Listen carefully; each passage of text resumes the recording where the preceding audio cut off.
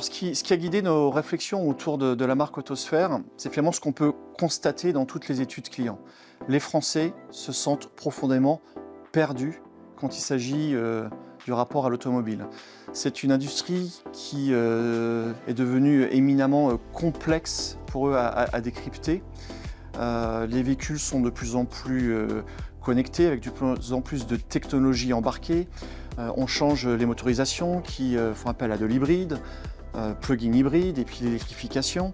Et finalement, il y a beaucoup de questions sous-jacentes derrière pour eux. Quel est le bon choix?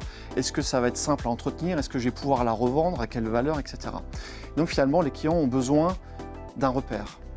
Et la mission qu'on se donne avec Autosphère, c'est d'être ce repère, c'est d'être ce partenaire de confiance qui va les rassurer et leur proposer les services qui conviennent à leurs besoins. Donc finalement, tout l'enjeu pour nous, c'est de revoir le positionnement de la marque sur le conseil, l'accompagnement et qui s'inscrit dans la durée, qui va accompagner le client dans tout le cycle de vie de son produit. Quand on est client, quand nos concurrents vous disent merci, au revoir, chez nous c'est merci, bonjour.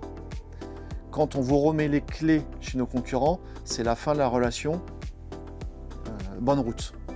Chez Autosphère, c'est bienvenue dans la communauté, on sera là pour vous accompagner. Et c'est cette différence majeure qu'on a introduite dans le repositionnement et qu'il faut qu'on arrive à passer comme valeur aux clients.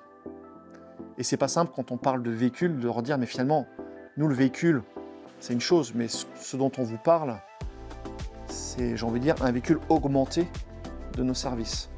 Augmenté du service humain, de la fluidité des parcours et de l'émotion que nos équipes vont vous apporter pour vous aider à traiter tout autre rapport avec l'automobile qui, elle, va durer 3, 4, 5, 6 ans. Donc l'acte d'achat, finalement, il est assez court. Et nous, ce qu'on veut, c'est apporter des solutions sur tout le reste. L'acte d'achat, évidemment, mais tout le reste. Et tout mon enjeu de communication, c'est de passer cette valeur-là.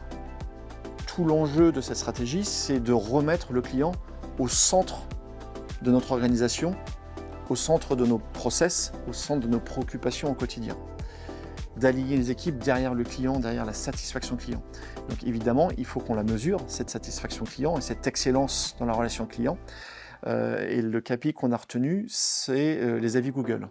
Donc les avis que les clients ou les prospects d'ailleurs, qui ont été en contact avec la marque, en digital ou en concession, nous laissent sur Google.